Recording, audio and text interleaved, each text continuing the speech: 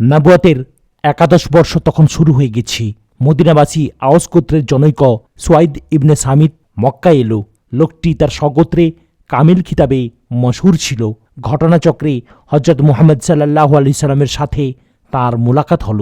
তিনি লোকটাকে ইসলামের দাওয়াত দিলেন। সে বলল, সম্ভবত আমার কাছে যা আছে আপনার কাছেও তাই আছে। হজরত মুহাম্মদ সাল্লাল্লাহু আলাইহি সাল্লাম তখন জিজ্ঞেস করলেন, তোমার কাছে কি আছে হে? সে বলল, লুকমানের হিকমত বা জ্ঞান রাশি। তিনি বললেন, আচ্ছা, তা থেকে একটু শোনাও তো দেখি। সে তা পড়ে শোনালে হজরত মুহাম্মদ সাল্লাল্লাহু আলাইহি সাল্লাম বললেন, এটা ভালো বাণী, কিন্তু আমার কাছে রয়েছে কুরআন মাজিদ, এর থেকে উত্তম ও শ্রেয়, এবং এটা হচ্ছে হিদায়াত ও নূর। তারপর তিনি তাকে কুরআন মাজিদ তিলাওয়াত করে শোনালেন। সে তা শুনে স্বীকার করল যে সত্যিই এ হিদায়াত ও নূর। কোনো কোনো রিওয়ায়েতে আছে যে সে মুসলমান হয়ে যায়, আবার কোনো কোনো রিওয়ায়েতে আছে যে সে মুসলমান হয়নি বটে, কিন্তু হজরত মুহাম্মদ সাল্লাল্লাহু আলাইহি সাল্লামের বিরোধিতা মোটেও করেননি। মদিনায় প্রত্যাবর্তনের পর আওস ও খাজরাজ গোত্রদ্বয়ের মধ্যে সংঘটিত এক যুদ্ধে সে নিহত হয়। আয়াস ইবনে মুয়াজ রাদিয়াল্লাহু তাআলা আনহু। ওই দিনগুলোতে আনাস ইবনে রাফি তার স্বগোত্রে ইবনে আব্দুল আশহালের কতিপয় লেখকসহ মদিনা থেকে মক্কায় আসে। উদ্দেশ্য ইবনে খাজরাজের বিরুদ্ধে মক্কাবাসীদের সহযোগিতা লাভের জন্যে চুক্তিবদ্ধ হওয়া। এ প্রতিনিধি দল আসার সংবাদ পেয়ে হজরত মুহাম্মদ সাল্লাল্লাহু আলাইহি সাল্লাম সর্বপ্রথম তাদের কাছে গেলেন। কুরাইশ নেতাদের সাথে তখনও তারা তাদের উদ্দেশ্য সম্পর্কে কিছুই বলে সারেননি। তিনি গিয়েই তাদেরকে বললেন, আমার কাছে এমন বস্তু আছে যাতে তাদের কল্যাণ নিহিত রয়েছে। তোমরা রাজি থাকলে আমি তা তোমাদের কাছে তুলে ধরতে পারি। তারা বলল, বেশ তো, আপনি তা উপস্থাপন করুন। তিনি বললেন, মানবজাতির হিদায়াত ও পথ প্রদর্শনের জন্যে আল্লাহ তাআলা আমাকে নবীরূপে প্রেরণ করেছেন। আমি শিরক করতে নিষেধ করি এবং কেবল এক আল্লাহর ইবাদত করার নির্দেশ দিয়ে থাকি। আমার উপর আল্লাহ তাআলা কিতাব নাজিল করেছেন। তারপর তিনি একে একে ইসলামের মূল নীতি তাদের সম্মুখে তুলে ধরেন এবং কুরআন শরীফ পড়ে তাদেরকে শোনান। মদিনায় এ প্রতিনিধি দলে আনাস ইবনে রাফির সাথে আয়াস ইবনে মুয়াজ নামক এক যুবকও ছিলেন। রাসূলুল্লাহ সাল্লাল্লাহু আলাইহি সাল্লামের কথা এবং কোরআনের বাণী শুনে তিনি তার স্বগোত্রীয়দেরকে লক্ষ্য করে বললেন, হে আমার স্বগোত্রীয় ভাইয়েরা, তোমরা মদিনা থেকে যে উদ্দেশ্যে এসেছ, আল্লাহর কসম তার চাইতে এটাই আমার কাছে শ্রেয় মনে হয়। প্রতিনিধি দলের নেতা আনাস ইবনে রাফি তাকে ধমক দিয়ে বলল, ওহে, এ কালাম শোনার জন্যে আমরা এত দূর থেকে এখানে আসিনি। আয়াস তখন চুপ হয়ে গেলেন। হজরত মুহাম্মদ সাল্লাল্লাহু আলাইহি সাল্লামও চুপ করে সেখান থেকে উঠে চলে আসলেন। ফলশ্রুতিতে মদিনার এ প্রতিনিধি দল ব্যর্থ মনোরথ হয়ে মক্কা থেকে ফিরে আসে। কুরাইশ এবং তাদের মধ্যে আর কোনো চুক্তিই হল না। মদিনায় প্রত্যাবর্তনের অল্প কিছুদিন পরেই হজরত আয়াস ইবনে মুয়াজ রাদিয়াল্লাহু তাআলা আনহুর ইন্তিকাল হয়ে যায়। মৃত্যুর পূর্বেই তিনি তার ঈমান আনয়ন ও ইসলাম গ্রহণের কথা ঘোষণা করে দেন। জিমাদ ইজদি রাদিয়াল্লাহু তাআলা আনহু। জিমাদ ইজদি ছিলেন আরবের মশহুর জাদুকর। তিনি ছিলেন ইয়ামানের অধিবাসী। তিনি একবার মক্কায় আসলেন। তিনি কুরাইশদের কাছে শুনতে পান যে মুহাম্মদ সাল্লাল্লাহু আলাইহি সাল্লামের উপর জিন ভূতের আসর আছে। তিনি বলে উঠলেন, আমি আমার মন্ত্র প্রয়োগে এক্ষুনি তার চিকিৎসা করে দিচ্ছি। সত্যি সত্যি ওই ব্যক্তি হযরত মুহাম্মদ সাল্লাল্লাহু আলাইহি সাল্লামের কাছে এসে বললেন, আমি আপনাকে আমার মন্ত্র শোনাচ্ছি। হযরত নবী করিম সাল্লাল্লাহু আলাইহি সাল্লাম বললেন, প্রথমে আমারটা শুনে নাও, তারপর তোমার মন্ত্র শুনিও। তারপর তিনি তার খুতবার ভূমিকা অংশ এভাবে শুরু করলেন। কিছুটা অংশ উচ্চারণ করতেই জিমাত চিৎকার করে বলে উঠল, আচ্ছা, এ কথাগুলো আবার বলুন তো। পুনঃ পুনঃ কয়েকবার তিনি যে বাক্যগুলো বলেছিলেন সেগুলো তার মুখে উচ্চারণ করিয়ে শুনলেন। তারপর বললেন, আমি অনেক ভবিষ্যৎ বক্তা, জাদুকর ও কবিকে দেখেছি এবং তাদের কথাবার্তা শুনেছি, কিন্তু এমন ব্যাপক অর্থবোধক অলঙ্কার সমৃদ্ধ কথা আমি কারো মুখে কোনোদিন শুনিনি। তারপর তিনি বললেন, আপনি হাত বাড়ান, আমি আপনার হাতে মুসলমান হচ্ছি এবং ইসলামের জন্যে বায়াত হচ্ছি। তুফাইল ইবনে আমর দাউসী রাদিয়াল্লাহু তাআলা আনহু। ইয়ামানে দুয়াস কবিলার বাস ছিল। সেই কবিলার সর্দার তুফাইল ইবনে আমর ইয়ামানের বিখ্যাত রইসদের অন্যতম রূপে গণ্য হতেন। তুফাইল তার জ্ঞানবত্তা ছাড়াও একজন বড় কবি ছিলেন। ওই বছর অর্থাৎ একাদশ নববী বর্ষে তিনি ঘটনাক্রমে মক্কায় আগমন করেন। তুফাইল ইবনে আমরের আগমন সংবাদে মক্কার সর্দারগণ তাকে অভ্যর্থনা জানাবার জন্যে মক্কার বাইরে এগিয়ে যায় এবং অত্যন্ত জাঁকজমকপূর্ণ অভ্যর্থনা দ্বারা তাঁর প্রতি সম্মান প্রদর্শন করে। তারা তাকে মক্কায় নিয়ে আসে। কুরাইশদের ভয় ছিল পাছে মুহাম্মদ সাল্লাল্লাহু আলাইহি সাল্লামের সাথে তুফাইলের সাক্ষাৎ না হয়ে যায় আর তিনি তার উপর তার জাদুকরী প্রভাব বিস্তার করে না বসেন। তাই তুফাইলের মক্কা প্রবেশের সাথে সাথে তুফাইলকে বলে যে, আমাদের এ মক্কায় আজকাল এমন এক জাদুকরের আবির্ভাব ঘটেছে যে গোটা শহরকে বিপর্যয়ের মুখে ঠেলে দিয়েছে। তার কুপ্রভাবে পিতা তার পুত্র থেকে, পুত্র তার পিতা থেকে, ভাই তার ভাই থেকে, স্বামী তার স্ত্রী থেকে বিচ্ছিন্ন হয়ে গেছে। আপনি যেহেতু আমাদের সম্মানিত অতিথি, তাই এর ব্যাপারে আপনি সতর্ক থাকবেন এবং এই জাদুকরের অর্থাৎ মুহাম্মদের মুখ থেকে কোনো কথা শুনবেন না। কুরাইশদের বারবার সতর্কীকরণ ও ভীতি প্রদর্শনে তুফাইল এতই ভীত হল যে তিনি তার দুই কানে তুলা ঠেসে দিলেন, যাতে কোনো ক্রমেই ওই জাদুকরের কথা তার কর্ণমূলে প্রবেশ করতে না পারে। একদিন ভোরবেলা তুফাইল স্বীয় কানে তুলো দিয়ে খানায় কাবায় প্রবেশ করলেন। হজরত নবী করিম সাল্লাল্লাহু আলাইহি সাল্লাম তখন সেখানে ফজরের নামাজ পড়ছিলেন। হজরত মুহাম্মদ সাল্লাল্লাহু আলাইহি সাল্লামের নামাজের নিয়ম পদ্ধতি চোখে দেখে তুফাইলের কাছে ভালোই ঠেকল। তিনি তার আরও নিকটবর্তী হলেন। সেখানে তার কিরাতের ধ্বনি অল্প অল্প তার কানে ঢুকছিল। তারপর তুফাইল ভাবলেন যে, আচ্ছা, আমি নিজেও তো একজন কবি মানুষ, নিজের জ্ঞান বুদ্ধি ও বিবেক আছে। ওই ব্যক্তির কথা ভালো হলে মেনে নেব আর মন্দ হলে প্রত্যাখ্যান করব। এ কথা মনে আসতেই তিনি কান থেকে তুলো খুলে ফেলে দিলেন। হজরত মুহাম্মদ সাল্লাল্লাহু আলাইহি সাল্লাম নামাজ শেষে যখন ঘরের দিকে পা বাড়ালেন, তখন তুফাইলও পিছে পিছে তাঁর সাথে যেতে লাগলেন। তিনি তাকে তার বাণী শোনাবার আবেদন জানালেন। হজরত মুহাম্মদ সাল্লাল্লাহু আলাইহি সাল্লাম কুরআন শরীফ তিলাওয়াত করে শোনালেন। সাথে সাথে তুফাইল ইসলাম গ্রহণ করলেন। তিনি আরজ করলেন, ইয়া রাসূলুল্লাহ, আপনি দোয়া করুন আমার মাধ্যমে যেন আমার গোটা গোত্রকে ইসলাম গ্রহণের তৌফিক আল্লাহ তাআলা দান করেন। তুফাইল মক্কা থেকে বাড়ি প্রত্যাবর্তন করে তার গোত্রের লোকজনকে ইসলামের দাওয়াত দিতে লাগলেন। তুফাইল হজরত মুহাম্মদ সাল্লাল্লাহু আলাইহি সাল্লামকে বলেন যে, মক্কাবাসীরা আপনাকে জ্বালাতন করে, আপনি হিজরত করে আমাদের ওখানে চলুন।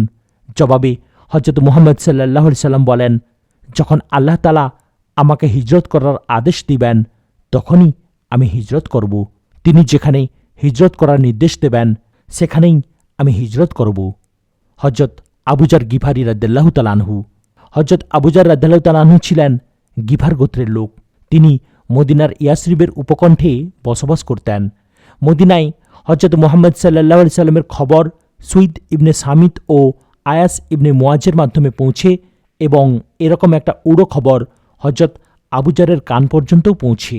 সাথে সাথে তিনি বিষয়টি তদন্ত করে দেখার জন্যে তাঁর কবি ভাই আনিসকে মক্কায় পাঠালেন। আনিস মক্কায় গিয়ে হজরত মুহাম্মদ সাল্লাল্লাহু আলাইহি সাল্লামের সাথে সাক্ষাৎ করেন। মদিনায় ফিরে তিনি ভাইয়ের কাছে বর্ণনা করেন যে, হজরত মুহাম্মদ সাল্লাল্লাহু আলাইহি সাল্লাম এমন এক ব্যক্তি যিনি সৎ কাজের আদেশ দেন এবং অসৎ কাজের বারণ করেন। এ সংক্ষিপ্ত বর্ণনায় আবুজারের মন ভরল না। তিনি নিজ পায়ে হেঁটে মদিনা থেকে মক্কায় গেলেন। শেষ পর্যন্ত হজরত মুহাম্মদ সাল্লাল্লাহু আলাইহি সাল্লামের খিদমতে উপস্থিত হওয়া মাত্র ইসলাম গ্রহণ করেন। তিনি তৎক্ষণাৎ খানায় কাবায় উপস্থিত হয়ে কুরাইশদের সম্মুখে প্রকাশ্যে উচ্চস্বরে কালেমা পাঠ করেন এবং ততক্ষণে যতটুকু কুরআন তিলাওয়াত রপ্ত করেছিলেন তা তিলাওয়াত করে সবাইকে শোনালেন। কুরাইশরা মার মার রবে তাঁর উপর ঝাঁপিয়ে পড়ল। কুরাইশদের বেদম প্রহারে তিনি চৈতন্য হারালেন।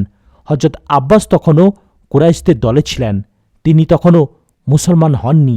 তিনি এসে সেখানে উপস্থিত হলেন। কাণ্ড দেখে তিনি চিৎকার করে বললেন, সর্বনাশ! এ কী কাণ্ড! এ যে গিফারি গোত্রের লোক, যেখান থেকে তোমরা খেজুর ক্রয় করে এনে থাকো। এ কথা শোনা মাত্র লোকজন কেটে পড়ল। চৈতন্য ফিরতেই তিনি হজরত মুহাম্মদ সাল্লাল্লাহু আলাইহি সাল্লামের কাছে ছুটে এলেন। পরদিন আবার তিনি পূর্বদিনের মতো প্রকাশ্যে এবং উচ্চস্বরে কালেমা পাঠ করলেন। আবার কুরাইশরা তাঁকে প্রহার করল। এভাবে মক্কায় ইসলামের ঘোষণা দিয়ে তিনি স্বদেশে প্রত্যাবর্তন করেন। ইয়াসরিবের সৌভাগ্যবান 6 জন।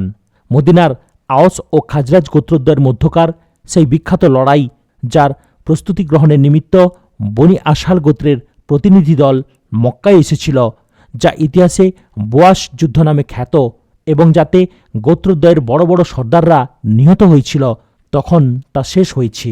কাবাঘরের হজ্জের জন্যে আরবের বিভিন্ন প্রান্ত থেকে লোক আসা তখন শুরু হয়ে গেছে। হজরত মুহাম্মদ সাল্লাল্লাহু আলাইহি সাল্লাম ওইসব কাফেলার কাছে গিয়ে গিয়ে ইসলামের দাওয়াত দিতেন। আবু জাহেল, আবু লাহাবরা তার পিছু পিছু গিয়ে বহিরাগতদেরকে তার কথায় কর্ণপাত করতে মানা করত। দুষ্টদের এ দুষ্টামি থেকে বাঁচবার জন্যে হজরত মুহাম্মদ সাল্লাল্লাহু আলাইহি সাল্লাম অধিকাংশ সময় রাতের অন্ধকারে 2-3 মাইল পায়ে হেঁটে বহিরাগতদের তাঁবুতে গিয়ে পৌঁছতেন। তিনি তাদের কাছে বসতেন, মূর্তি পূজার অসারতা বর্ণনা করে তাদেরকে বোঝাতেন এবং তাওহিদ বা আল্লাহর একত্বের পানে তাদেরকে আহ্বান জানাতেন। এভাবে এক রাতে মক্কায় কয়েক মাইল দূরবর্তী আকাবা স্থানে তিনি কয়েকজন তীর্থযাত্রীকে আলাপ করতে শুনতে পেলেন।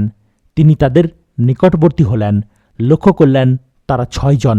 তিনি তাদের কাছে গিয়ে বসলেন। জিজ্ঞেস করে জানতে পেলেন যে এরা ইয়াসরিব থেকে হজ করতে এসেছেন। এরা খাজরাজ বংশের লোক। তিনি তাদেরকে ইসলামের দাওয়াত দিলেন, কোরআন শরীফের আয়াত তিলাওয়াত করে শোনালেন। তারা পরস্পরে মুখ চাওয়াচাওয়ি শুরু করলেন এবং তৎক্ষণাৎ ঈমান আনয়ন করলেন। ইয়াসরিববাসীরা তখন প্রধানত দুভাগে বিভক্ত ছিল। এক ভাগ ছিল ইয়াহুদি, অন্য ভাগে মূর্তি পূজারী মুশরিকরা। এই মুশরিকদের মধ্যে আওস ও খাজরাজ কবিলা দুটি ছিল অত্যন্ত শক্তিশালী ও মশহুর কবিলা। এরা ইয়াহুদিদের মুখে শুনে আসছিলেন যে একজন মহান নবীর আবির্ভাব হতে যাচ্ছে, তিনি সকলের উপর বিজয়ী হবেন। কথাগুলো যেহেতু আগে থেকেই তারা শুনে আসছিলেন, তাই তাকে নবীরূপে বরণ করতে তারা আর দেরি করলেন না। সকলের আগেভাগেই তারা ইসলাম গ্রহণ করলেন। এই 6 জনের নাম হল: 1, আবু উমামা আসআদ ইবনে জুরারা। ইনি ছিলেন বনি নাজ্জারের লোক এবং ইনি রাসূলুল্লাহ সাল্লাল্লাহু আলাইহি সাল্লামের আত্মীয়ও ছিলেন। এদের মধ্যে ইনি সর্বপ্রথম ইসলাম গ্রহণ করেন। 2, আওফ ইবনে হারিস। 3, রাফি ইবনে মালিক।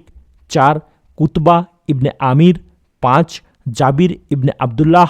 6, উকবা ইবনে আমির ইবনে নাবি।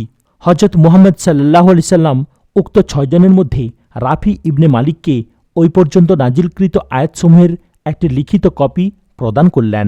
ওই ছোট্ট কাফিলাটি মুসলমান হয়ে ওখান থেকেই মদিনায় ফিরে গেল।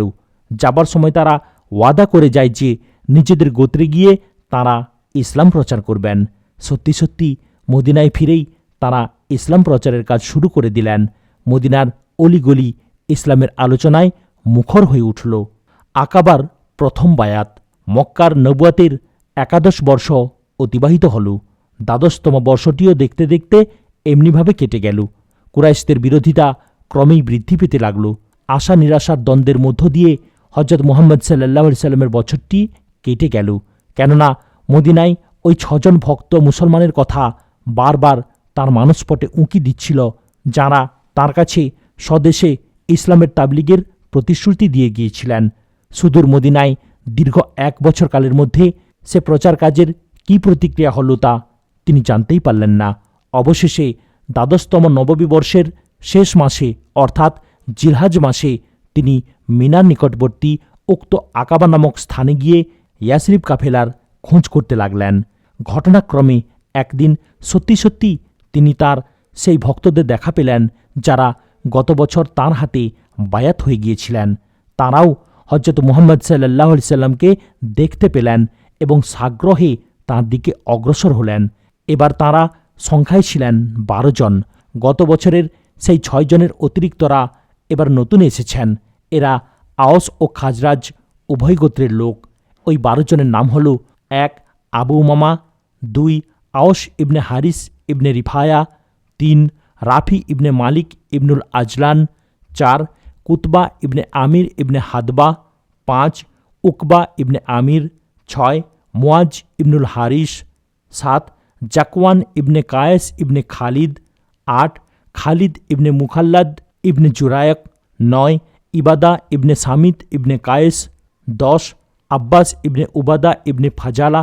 উক্ত 10 জন ছিলেন খাজরাজ গোত্রের। 11 আবুল হাইসাম ইবনু তাইহান, ইনি ছিলেন বনু আব্দে আশাল গোত্রের।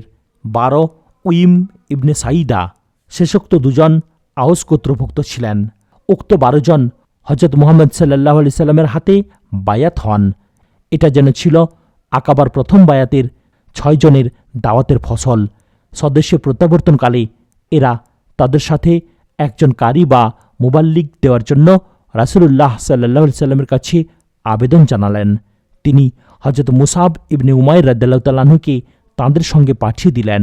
তিনি মদিনায় গিয়ে আসআদ ইবনে জুরারার ঘরে অবস্থান করেন এবং ওই বাড়িটিতেই ইসলাম প্রচারের কেন্দ্ররূপে গড়ে তোলেন। আকাবার প্রথম বায়াতের সময় মুহাম্মদ সাল্লাল্লাহু আলাইহি সাল্লাম যে অঙ্গীকার নিয়েছিলেন তা নিম্নরূপ: 1 আমরা এক অদ্বিতীয় আল্লাহর ইবাদত করব এবং কাউকে তাঁর সাথে শরিক করব না। 2 আমরা চুরি ব্যভিচারের কাছেও যাব না। 3 নিজেদের কন্যা সন্তানদেরকে হত্যা করব না। 4 কারো উপর মিথ্যা অপবাদ দেব না। 5 চুগলখুরি করব না। 6 সৎ কাজে নবী করিম সাল্লাল্লাহু আলাইহি সাল্লামের আনুগত্য করব। মদিনায় মুসাব ইবনে উমাইর সাফল্য। মুসাব ইবনে উমাইর রাদিয়াল্লাহু তাআলা আনহু মদিনায় পৌঁছে অত্যন্ত উদ্যম ও নিষ্ঠার সঙ্গে ইসলামের প্রচার কার্যে মনোনিবেশ করলেন। আল্লাহ তাআলার অনুগ্রহ ও দয়ায় মদিনাবাসীদের সৌভাগ্য সূর্য উদিত হল। তাই তারা দলে দলে গোত্রে গোত্রে ইসলাম গ্রহণ করতে শুরু করেন। মদিনায় আউস গোত্রের শাখা গোত্রসমূহের মধ্যে বনু জুফার অত্যন্ত মশহুর ও শক্তিশালী গোত্র ছিল। সাদ ইবনে মুয়াজ বনু আব্দে আশাল কবিলার সর্দার হওয়ার সাথে সাথে সকল গোত্রের মধ্যে প্রধান সর্দার বলে গণ্য হতেন। বোয়াস যুদ্ধে নিহত হওয়ার পর আউস গোত্রসমূহের মধ্যে যিনি সর্বাধিক গণ্যমান্য বলে বিবেচিত হতেন তিনি হলেন আসাদ ইবনে জুরারা, যার বাড়িতে মুসাব ইবনে উমাইর রাদিয়াল্লাহু তাআলা আনহু অবস্থান করছিলেন। তিনি ছিলেন সাদ ইবনে মুয়াজের খালাতো ভাই। একদিন মুসাব ইবনে উমাইর রাদিয়াল্লাহু তাআলা আনহু ও আসাদ ইবনে জুরারা রাদিয়াল্লাহু তাআলা আনহু বনি আব্দে আশালের মহল্লায় কূপের পাশে বসে আলাপ আলোচনা করছিলেন। সাদ ইবনে মুয়াজ তার মহল্লায় তাঁদের আগমন ও ইসলাম প্রচার পছন্দ করতেন না। সাদ উসাইদ ইবনে হুজাইরকে ডেকে বলল, আমার খালাতো ভাই বলে আমি একটু সতর্কতা অবলম্বন করছি। তুমি গিয়ে কঠোরভাবে বলে দাও ওরা যেন আর কখনো আমাদের মহল্লায় না আসে। ওরা আমাদের লোককে পথভ্রষ্ট করে বিধর্মী বানাতে আসে। তার কথা মতো উসাইদ তৎক্ষণাৎ তলোয়ার হাতে আসাদ ও মুসাবের কাছে গিয়ে উপনীত হলেন এবং তাদের বেশ কষে গালিমন্দ দিলেন। তিনি তাদেরকে অত্যন্ত কঠোরভাবে ধমকালেন। তারা বললেন, আপনি যদি দয়া করে একটু বসে আমাদের দুটো কথা শোনেন তাতে আপনার তো কোনো ক্ষতি হবে না। তারপর আপনি যা ইচ্ছে আদেশ দেবেন, আমাদের বলার কিছু থাকবে না। উসাইদ বললেন, বেশ তো। তারপর তিনি তাদের কাছে বসে পড়লেন। মুসাব তাকে ইসলামের তাৎপর্য বুঝিয়ে বললেন এবং কুরআন মাজিদ পড়ে শোনালেন। চুপচাপ তা শুনে যাচ্ছিলেন। মুসাবের কথা শেষ হতেই উসাইদ বলে উঠলেন, আমি ইসলাম গ্রহণ করছি। কথা বলেই তিনি তৎক্ষণাৎ ইসলাম গ্রহণ করলেন। উসাইদ রাদিয়াল্লাহু তাআলা আনহু বললেন, আরও এক ব্যক্তি আছে, তাকে যদি আপনারা মুসলমান বানাতে পারেন তাহলে আপনাদের বিরোধিতা করার মতো কেউ থাকবে না। আমি এক্ষুনি গিয়ে তাকে আপনাদের কাছে পাঠাচ্ছি। উসাদ সেখান থেকে উঠে সাদ ইবনে মুয়াজের কাছে গেলেন। সাদ এতক্ষণ তারই প্রতীক্ষায় ছিলেন। বললেন, বলো হে, তুমি তাদেরকে কি বলে আসলে?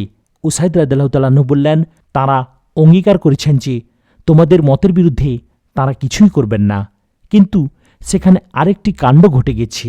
বনু হারিসের কতিপয় যুবক কোথা থেকে সেখানে এসে পৌঁছেছে। তারা আসাদ ইবনে জুয়ারাকে হত্যা করতে চাচ্ছিল।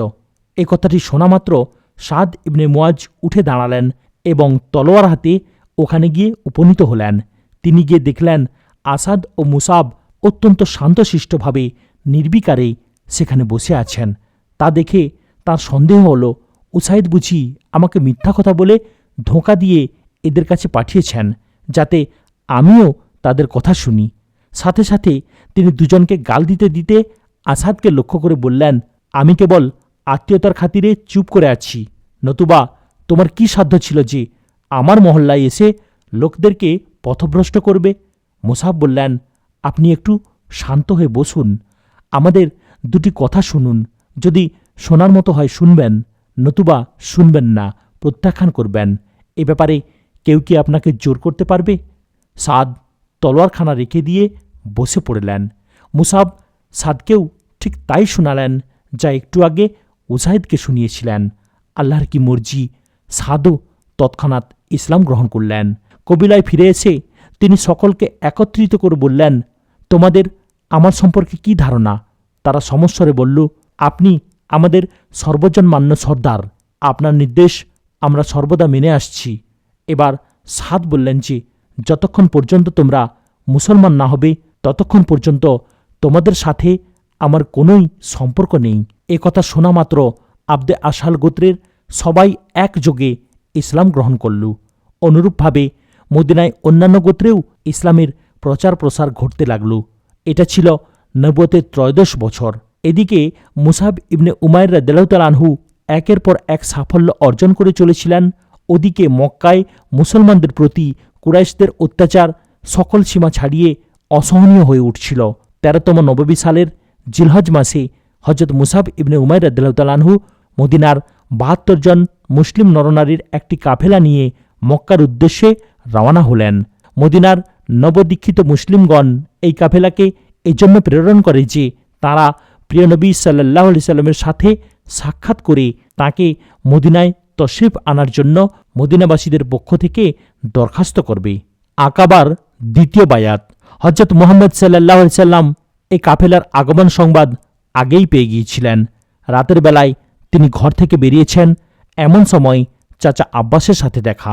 আব্বাস রাদিয়াল্লাহু তাআলা আনহু তখনও মুসলমান না হলেও হজরত মুহাম্মদ সাল্লাল্লাহু আলাইহি সাল্লামকে তিনি অত্যন্ত ভালোবাসতেন এবং তিনি তার প্রতি হামেশা সমমর্মী ছিলেন। কুরাইশদের ব্যাপক বিরোধিতার মধ্যেও পর্দার অন্তরালে তিনি যে হজরত মুহাম্মদ সাল্লাল্লাহু আলাইহি সাল্লামের প্রতি সহানুভূতিশীল তা হজরত মুহাম্মদ সাল্লাল্লাহু আলাইহি সাল্লাম জানতেন। হুজুর সাল্লাল্লাহু আলাইহি সাল্লাম তাঁকে সঙ্গে নিয়ে নিলেন। তিনি তাঁকে তার উদ্দেশ্য সম্পর্কে জ্ঞাত করলেন। দুজন রাতের আঁধারে আকাবা উপত্যকায় গিয়ে উপস্থিত হলেন। মদিনা থেকে আগত কাফেলাটি সেখানে তার জন্য অপেক্ষা করছিল। এখানে শুধু মদিনা থেকে কেবল মুসলমানরাই হজ করতে আসেননি, প্রাচীন প্রথা অনুসারে সেখানকার মুশরিকরাও হজ করতে এসেছে। তারাও এসে মক্কার বাইরে তাঁবু গেড়েছিল। কিন্তু আকাবার ঘাঁটিটি হজরত মুহাম্মদ সাল্লাল্লাহু আলাইহি সাল্লামের সাথে সাক্ষাতের জন্যে নির্ধারিত ছিল। সেখানে কেবল মদিনা থেকে আগত মুসলমান এবং তাদের প্রতি সহানুভূতিশীল এবং ইসলামকে পছন্দ করত এমন কিছু অমুসলিমও ছিলেন। তারা সকলেই হজরত মুহাম্মদ সাল্লাল্লাহু আলাইহি সাল্লামের জন্য উন্মুখ হয়ে প্রতীক্ষা করছিলেন। মদিনার অন্যান্য মুশরিক আকাবার এ সাক্ষাৎ সম্পর্কে ঘুণাক্ষরেও কিছু জানত না। তারা তাদের মূল অবস্থানস্থলে ঘুমোচ্ছিল। তিনি আকাবায় পৌঁছে প্রতীক্ষারত মুসলমানদের সাথে সাক্ষাৎ করলেন। তাঁদের সাথে আলাপকালে তাঁর মদিনায় চলে যাওয়ার আগ্রহের কথা শুনতে পেয়ে হজরত আব্বাস রাদিয়াল্লাহু তাআলা আনহু সময়োপযোগী ও জরুরি একটি ভাষণ দিলেন। তাতে তিনি বললেন, হে মদিনাবাসীরা, মুহাম্মদ সাল্লাল্লাহু আলাইহি সাল্লাম এখানে তাঁর স্বগোত্রের সাথে আছেন। গোত্রের লোকজন তাঁর দেখাশোনা ও হেফাজত করে থাকে। তোমরা তাকে নিয়ে যেতে চাও, ভালো কথা, কিন্তু মনে রেখো তোমাদেরকে তাঁর দেখাশোনা ও হেফাজত করতে হবে। এ কিন্তু সহজসাধ্য কথা নয়, বলে রাখছি। তোমরা যদি বিরাট যুদ্ধের ঝুঁকি নিতে পারো তাহলেই কেবল তা সম্ভবপর। তোমরা যদি এরূপ রক্তক্ষয়ী যুদ্ধের জন্য প্রস্তুত থাকো তাহলেই কেবল তাকে তোমাদের সঙ্গে নিয়ে যেতে পারো, নতুবা তাকে সঙ্গে নেওয়ার কথাটিও উচ্চারণ করো না। হযরত বারা ইবনে মারুর রাদিয়াল্লাহু তাআলা আনহু দাঁড়িয়ে বললেন, আব্বাস, আমরা আপনার কথা মনোযোগ দিয়ে শুনেছি। এখন আমরা চাই যে রাসূলুল্লাহ সাল্লাল্লাহু আলাইহি সাল্লামও এই ব্যাপারে কিছু বলুন। তখন রাসূলুল্লাহ সাল্লাল্লাহু আলাইহি সাল্লামও ভাষণ দিলেন। তিনি কুরআন মাজিদের আয়াত পড়ে শোনালেন। তাঁর ভাষণে হক্কুল্লাহ এবং হক্কুল ইবাদতের বর্ণনা করলেন এবং তাকে সঙ্গে নিয়ে গেলে মদিনাবাসীদের উপর কি কি দায়িত্ব বর্তাবে তাও তিনি বর্ণনা করলেন। বারা ইবনে মারুর রাদিয়াল্লাহু তাআলা আনহু সব শুনে বললেন, আমরা এসবের জন্য প্রস্তুত। আবুল আইসামা ইবনে তাইহান রাদিয়াল্লাহু তাআলা আনহু বললেন, আপনি এটা অঙ্গীকার করুন যে আপনি আমাদেরকে ত্যাগ করে স্বদেশে আবার চলে আসবেন না। রাসূলুল্লাহ সাল্লাল্লাহু আলাইহি সাল্লাম বললেন, না, আমার বেঁচে থাকা এবং আমার মরে যাওয়া তোমাদের সাথেই হবে। আব্দুল্লাহ ইবনে রাওয়াহা বললেন, এর বিনিময়ে আমরা কি পাবো ইয়া রাসূলুল্লাহ? জবাবে রাসূলুল্লাহ সাল্লাল্লাহু আলাইহি সাল্লাম বললেন, জান্নাত এবং আল্লাহর সন্তুষ্টি। আব্দুল্লাহ বলে উঠলেন, ব্যাস, সওদা হয়ে গেছে। এখন আপনিও কথা থেকে সরতে পারবেন না, আমরাও আমাদের কথা থেকে সরতে পারব না। তারপর সকলে মিলে বায়াত হলেন। এ বায়াতে বারা ইবনে মারুর রাদিয়াল্লাহু তাআলা আনহু ছিলেন সকলের অগ্রগামী। এটাই আকাবার দ্বিতীয় বায়াত নামে বিখ্যাত। বায়াত সম্পন্ন হওয়ার পর আসাদ ইবনে জুরারা রাদিয়াল্লাহু তাআলা আনহু সকলকে লক্ষ্য করে বললেন, লোক সকল, মনে রেখো, এ প্রতিজ্ঞার অর্থ হচ্ছে আমরা গোটা পৃথিবীর বিরুদ্ধে লড়াই করার জন্যে প্রস্তুত। সকলে সমস্বরে বলে উঠল, প্রস্তুত। আমরা খুব ভালো করেই জানি যে আমাদেরকে গোটা পৃথিবীর বিরুদ্ধে লড়তে হবে। তারপর হুজুর সাল্লাল্লাহু আলাইহি সাল্লাম তাদের মধ্যকার 12 জনকে নির্বাচিত করলেন এবং তাদেরকে ইসলাম প্রচারের বিশেষ দায়িত্ব দিয়ে নিজের নকিব নিযুক্ত করলেন। তাদের নাম হল: 1 হযরত আসাদ ইবনে জুরারা রাদিয়াল্লাহু তাআলা আনহু, 2 হযরত উসাইদ ইবনে হুজাইর রাদিয়াল্লাহু তাআলা আনহু, 3 হযরত আবুল আইসাম ইবনুত তাইহান রাদিয়াল্লাহু তাআলা আনহু, 4 হযরত বারা ইবনে মারুর রাদিয়াল্লাহু তাআলা আনহু, 5 হযরত আব্দুল্লাহ ইবনে রাওয়াহা রাদিয়াল্লাহু তাআলা আনহু, 6 হযরত উবাদা ইবনে সামিত রাদিয়াল্লাহু তাআলা আনহু, 7 হযরত সাদ ইবনু রবি রাদিয়াল্লাহু তাআলা আনহু, 8 হযরত সাদ ইবনে উবাদা রাদিয়াল্লাহু তাআলা আনহু, 9 হযরত রাফি ইবনে মালিক রাদিয়াল্লাহু তাআলা আনহু, 10 হযরত আব্দুল্লাহ ইবনে আমর রাদিয়াল্লাহু তাআলা আনহু, 11 হযরত সাদ ইবনে হাইসামা রাদিয়াল্লাহু তাআলা আনহু, 12 হযরত মুনজির ইবনে আমর রাদিয়াল্লাহু তাআলা আনহু। এই 12 জন সদস্যের মধ্যে 9 জন ছিলেন খাজরাজ গোত্রের আর বাকি 3 জন ছিলেন আওস গোত্রের। এই 12 জনকে লক্ষ্য করে তিনি বললেন, যেভাবে হযরত ঈসা আলাইহিস সালামের হাওয়ারিগণ জিম্মাদার ছিলেন, ঠিক তেমনি আমিও তোমাদেরকে তোমাদের স্বজাতিকে শিক্ষাদানের জিম্মাদারি অর্পণ করছি, আর আমি নিজে তোমাদের সকলের জিম্মাদার রূপে রইলাম। যে সময় আকাবার ঘাঁটিতে এ বায়াত কার্য সম্পন্ন হচ্ছিল, তখন পর্বত শীর্ষ থেকে একটি শয়তান মক্কাবাসীদেরকে লক্ষ্য করে চিৎকার করে বলল, দেখো দেখো, মুহাম্মদ ও তার দলবল তোমাদের বিরুদ্ধে ষড়যন্ত্র করছে। হযরত মুহাম্মদ সাল্লাল্লাহু আলাইহি সাল্লাম ও মুসলমানগণ সেদিকে ভ্রুক্ষেপ মাত্র করলেন না। যখন সব কিছু চূড়ান্তভাবে ঠিকঠাক হয়ে গেল, তখন হযরত মুহাম্মদ সাল্লাল্লাহু আলাইহি সাল্লাম মদিনায় হিজরতের দিনকাল নির্ধারণের ব্যাপারটি আল্লাহ তাআলার নির্দেশের উপর, তারপর একজন একজন করে তাঁরা নীরবে সে স্থান ত্যাগ করতে লাগলেন, যাতে কেউ তাঁদের এ সমাবেশ ও পরামর্শের কথা টের না পায়।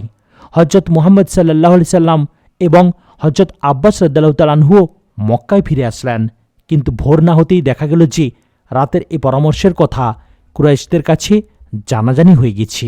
তারা তৎক্ষণাৎ মদিনাবাসীদের তাঁবুতে গিয়ে উপনীত হল এবং জিজ্ঞেস করল যে, রাতের বেলা মুহাম্মদ সাল্লাল্লাহু আলাইহি ওয়াসাল্লাম কি তোমাদের কাছে এসেছিলেন? মুশরিকরা নিজেরাই রাতের এ সমাবেশের ব্যাপারটি অবগত ছিল না। এদের মধ্যে আব্দুল্লাহ ইবনে উবাই ইবনে সুলুলও ছিল, যে পরবর্তীকালে মুনাফিকদের সর্দার হয়েছিল।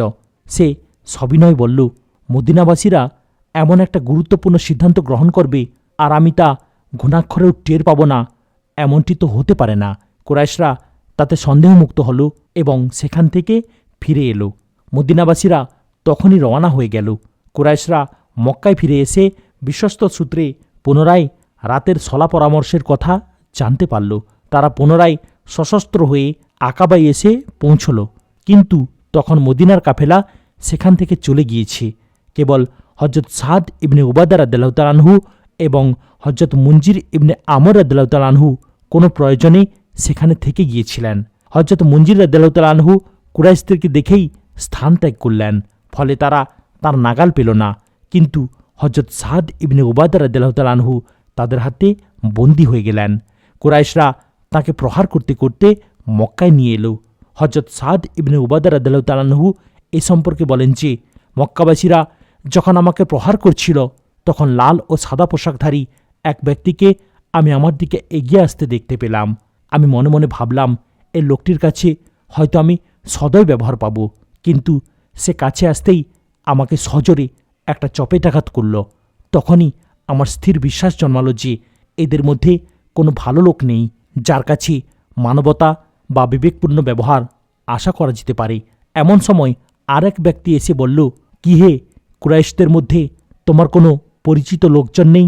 আমি বললাম, হ্যাঁ, জুবাইর ইবনে মুতইম এবং হারিস ইবনে উমাইয়া দুজনেই আব্দে মানাফের পৌত্র আমার পরিচিত। তখন ওই ব্যক্তি বললেন, তাহলে ওই দুইজনের নাম ধরে তুমি সাহায্য প্রার্থনা করছো না কেন? আমাকে এই বুদ্ধি বাতলে দিয়ে তিনি ওই দুই ব্যক্তির কাছে গিয়ে বললেন, খাজরাজ গোত্রের জনৈক ব্যক্তিকে বেদম প্রহার করা হচ্ছে, আর লোকটি তোমাদের নাম নিয়ে নিয়ে সাহায্যের জন্য ফরিয়াদ করছে। তারা জিজ্ঞেস করলেন, লোকটির নাম কি? ওই ব্যক্তি বললেন, ওর নাম সাদ ইবনে উবাদা। তখন তারা দুজনে বললেন, হ্যাঁ, ওই ব্যক্তির যথেষ্ট ঋণ আমাদের উপর রয়েছে। আমরা ব্যবসা উপলক্ষে মদিনা গেলে ওর ওখানেই উঠি এবং সে আমাদের দেখাশোনা করে। তারপর ওই দুজনে এসে আমাকে মারমুখী কুরাইশদের হাত থেকে উদ্ধার করে। আমি তক্ষুনি ইয়াসরিবের উদ্দেশ্যে রওনা হলাম।